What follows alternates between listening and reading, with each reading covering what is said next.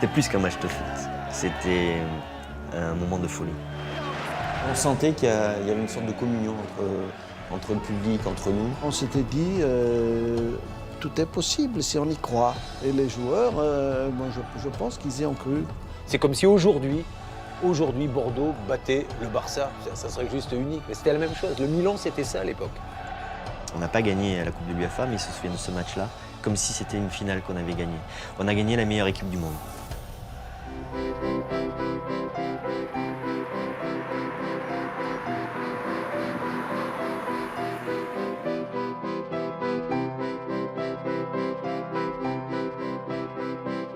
Quand j'ai pris l'équipe l'hiver, à la sortie de l'hiver 95-96, l'équipe était mal classée en championnat. Elle venait de se faire éliminer en coupe par une équipe de 3e division. Et donc, elle était en manque de confiance. Et on a choisi déjà de travailler sur le jeu, en retrouvant le plaisir de jouer, en oubliant le classement, mais aussi d'avoir le plaisir à l'entraînement et puis aussi le goût de la victoire. Lors de la saison 1995-1996, Bordeaux est une équipe surprenante, pleine de paradoxes. En grande difficulté en championnat, les Girondins réalisent un parcours européen remarquable. On a fait une préparation spécifique pour la Coupe Intertoto. On a démarré la saison avant tout le monde. On a fait beaucoup de matchs, donc on est un peu cuit en fait. C'est pour ça qu'on peut pas gérer à la fois le championnat et la Coupe d'Europe. Et en fait, on est un peu obsédé par la Coupe d'Europe parce que, je sais pas, on sent un petit truc quoi. Dès les premiers matchs, il s'est passé quelque chose.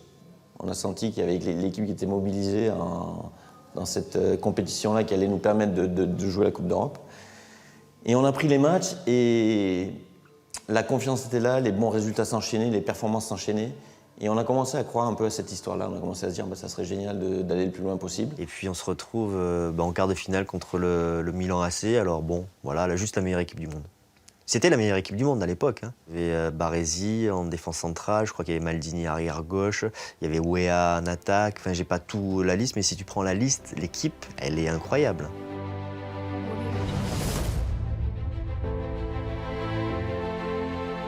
Gernot Rohr, l'entraîneur girondin, est pourtant persuadé que l'exploit reste accessible.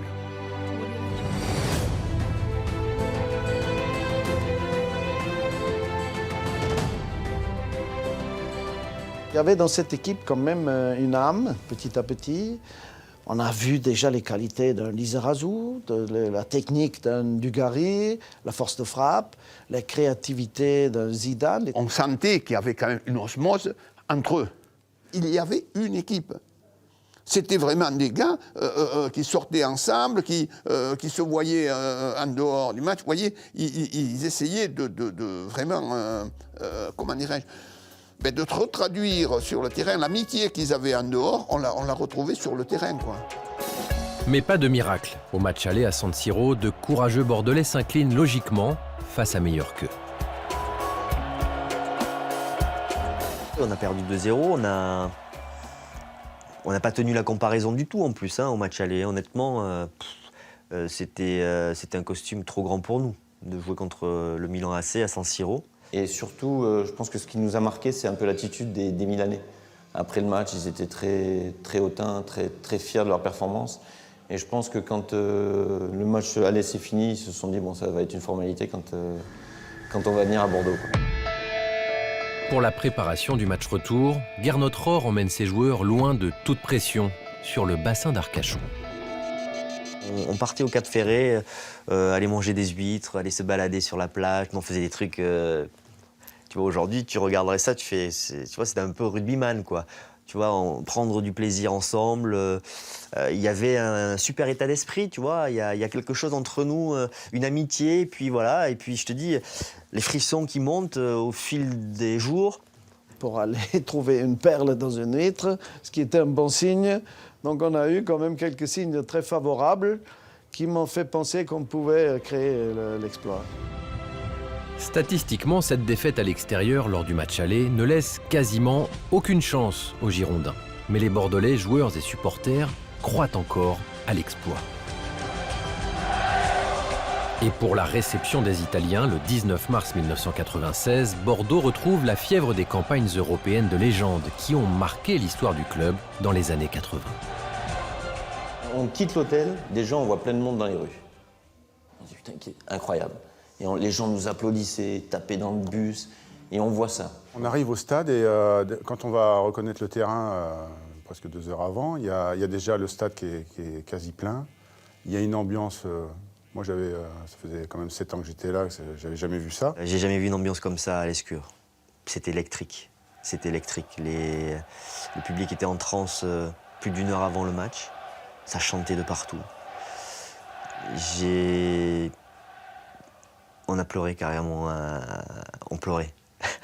C'est-à-dire qu'on est rentré, on est parti reconnaître la pelouse et les supporters, ils étaient hystériques. Et on a été pris par l'émotion. Enfin, on était plusieurs joueurs à être pris par l'émotion, carrément. Alors là, je me suis dit, enfin, on est mal barré parce que trop d'émotions avant le match, en général, tu passes à côté, quoi. Tu joues le match avant. J'ai chauffé le stade et après, je suis remonté dans les tribunes. Quand je suis remonté dans les tribunes, j'étais avec 2 potes, je leur ai dit, les gars, il va se passer quelque chose. Parce que moi, j'ai vu un truc que les autres n'ont peut-être pas vu, c'est que j'ai vu les joueurs de près. J'ai vu Lisa qui avait 2 traits noirs sous les yeux. De concentration, de la bave presque qui coulait, de l'envie de tout casser. Je sais pas, je me sentais investi d'un truc. J'avais passé des années à Bordeaux, donc je me sentais, quand on m'a donné le capitanat, ouais, je suis capitaine, quoi.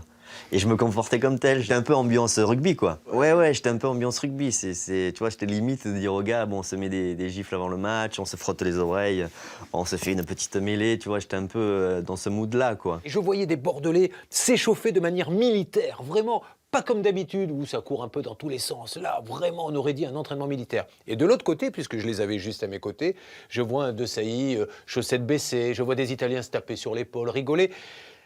Et vraiment prendre le match de haut. On voit le Milan faire un petit euro, rigoler, plaisanter, pas faire un mètre à l'échauffement.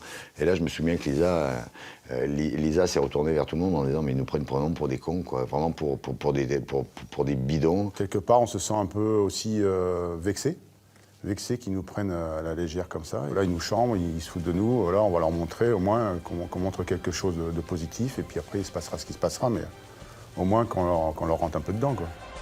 Dans le vestiaire, c'est l'heure des dernières consignes. Le message de Gernot Rohr est plein d'espoir. Tout le monde croit qu'on est dehors, mais moi, je pense qu'on a un bon coup à jouer. C'est justement si on marque le premier but, ça va être un stade derrière nous, conquis. Ils vont se libérer des forces qui vont vous donner un coup de main supplémentaire. Gernot est arrivé à leur faire croire, à leur faire imaginer que rien n'était perdu et qu'ils pouvaient y arriver, qu'ils avaient le potentiel technique et physique, si vous voulez, de les battre. Les Bordelais qui sont déchaînés, motivés, qui sont sur tous les ballons et qui pratiquent un football d'excellente qualité face à des joueurs de Milan qui perdent ces ballons au milieu du terrain. En fait, on avait une tactique qui était très simple. Très simple. Il fallait qu'on marque dans les 20 premières minutes du match. Voilà. Gernot nous avait dit ça. Voilà, les gars, si vous voulez avoir l'espoir de vous qualifier, il faut qu'on marque dans les 20 premières minutes. Je pense qu'on met beaucoup d'intensité. Les gens commencent à les presser très haut. Techniquement, je pense que tout ce qu'on fait, ça marche, ça réussit. Les enchaînements se passent parfaitement. 13e minute de jeu, côté droit, Richard Vittge récupère un ballon et tente une transversale de 40 mètres pour Lizarazu. Normalement, il est de mon côté, il était de mon côté, Richard. Et là, je ne sais pas pourquoi il était sur ce côté droit. Bref, il prend son pied gauche, là, il me met une transversale magnifique, parfaite. Là, je la vois arriver. Je le revois, cette situation. C'est assez marrant, il n'y a pas beaucoup de situations que tu revois. Je la revois bien, cette situation, parce que je vois ce ballon arriver, j'ai le temps de voir mon adversaire et de me dire que ce ballon, il va arriver un peu entre deux, quoi. Donc, à un moment donné, c'est celui qui sera le plus déterminé qui aura ce ballon, quoi. Et voilà, et je le vois, il met des heures à arriver. C'était au ralenti, tu vois, c'est presque au ralenti, et puis bam, le ballon arrive, j'ai un contrôle favorable. Je pars en débordement. Isa fait un très bon contrôle vers l'avant. Et puis, moi, je fais un faux appel au premier pour aller au deuxième. Et c'est marrant parce qu'avant le match, ça faisait déjà 2-3 matchs où avec Lisa, il y avait il y avait cette situation qui se présentait et je faisais deuxième, premier. Et là, j'avais dit à Lisa, écoute, s'il y a un ballon comme ça, mets-moi là au deuxième parce que je ferai premier, deuxième. Voilà. Puis il la met exactement. Après, j'ai un peu de réussite parce que j'arrive en pleine course. C'est pas le plus beau but que j'ai marqué dans ma carrière, mais c'est celui-là qui reste gravé pour les gens. Bordeaux mène 1-0, le Parc Lescure explose de joie. C'est le déclic de ce match-là, parce que ça se passe comme tu as décidé. En fait, ce qui est compliqué quand tu prépares des choses avant un match, c'est si ça se passe exactement à l'opposé de ce que tu as décidé, alors là, ton équipe, elle est paumée. Si ça se passe exactement comme tu l'as prévu, tu te dis, ça y est, t'es habité par un truc. Et le public était déjà en transe, et là, ils sont tous en folie. Et là, tu vois les Milanais, ils sont là, mais qu'est-ce qui nous arrive? C'est quoi? Les mecs, ils courent 2 fois plus vite que nous. On commence à les voir douter, ils commencent à s'engueuler, ils commencent à pleurer avec l'arbitre. Voilà, on sent ça sur le terrain, donc on accentue un peu tout ça. À la mi-temps, Gernot Rohr répète ses consignes. Ne pas prendre de but, marquer une deuxième fois et pousser les Milanais en prolongation.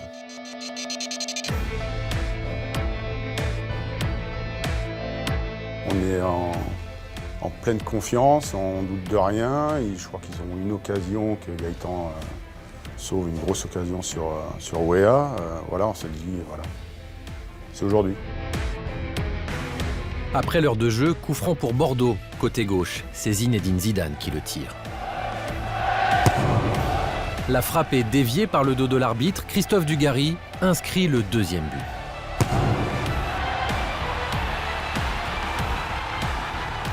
L'arbitre en plus qui joue avec nous, laisse tomber, tu vois, tu sais que tu as la réussite. Tu sais que tu as la réussite avec toi, donc toi, ça te galvanise. Toi, ça te gonfle. C'est ça qui est fantastique, je trouve, dans un match de foot. C'est comment, psychologiquement, ça bascule d'un côté ou de l'autre. On arrive tous à jouer au-delà de nos capacités, de nos possibilités. Et la force de l'équipe a été là. C'est-à-dire que je pense qu'on était tous conscients qu'on allait réaliser quelque chose de très grand. À 2-0, là, inutile de vous dire que ça devient le feu absolu. Peut-être une des plus belles ambiances que j'ai connues au stade. Vous savez, moi, au stade, ça fait 40 ans que j'y vais.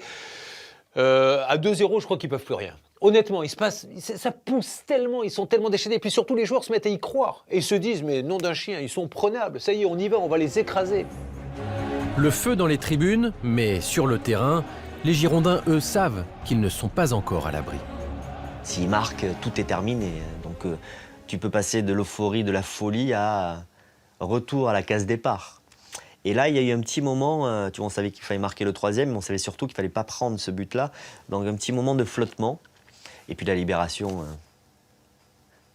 avec le dernier but de Dugarry. Un instant même, à la suite de cette passe de Tolo, eh bien, tir instantané et superbe de Christophe Dugarry qui trompe magistralement Mario Jelpo, le gardien du Milan AC. On a marqué les 3 buts avec la perle dans ma poche. Mais au 3e but, la joie était telle que j'ai la tuque. Au moment où on s'embrasse, elle a disparu quelque part dans la pelouse de Lescure. Donc, voilà. Mais en tout cas, elle a rendu service pour un match. Le Parc Lescure est en effervescence. Gernot Rohr veut maintenant préserver à tout prix ce résultat qui qualifie les Girondins en demi-finale de la Coupe de l'UEFA. La folie totale. Mais moi, j'étais concentré sur mes joueurs. J'essaie de les replacer. À 3-0, il restait encore plus d'un quart d'heure. C'était long. Il y a eu encore une balle très chaude que Gaëtan Huard a dû sortir. On a fait des changements. J'ai fait rentrer des joueurs bons de la tête. Et on a défendu ce résultat. Voilà, les petits chatons de San Siro se sont transformés en lions à Lescure. Pourquoi, comment Je pense qu'il y a des choses qui ne s'expliquent pas dans l'histoire de la vie d'un club, dans l'histoire d'un match, de la vie d'une équipe. C'est un des plus beaux moments de ma carrière sportive. Pourtant, ce n'était qu'un quart de finale et j'ai l'impression que c'était une finale. On a rencontré une équipe qui a fait le match parfait, avec des interprètes importantes et qui commencent un peu leur carrière internationale comme Zidane et Dugarry. D'ailleurs, Dugarry, l'année après, il est venu chez nous. Donc, il est venu nous menacer. Et donc, on a rencontré une soirée incroyable de ces joueurs-là, individuellement et collectivement. Ce 19 mars 1996, Bordeaux vient d'éliminer le grand Milan AC, une équipe de légende du football européen des années 90. Dans le stade, c'est la folie.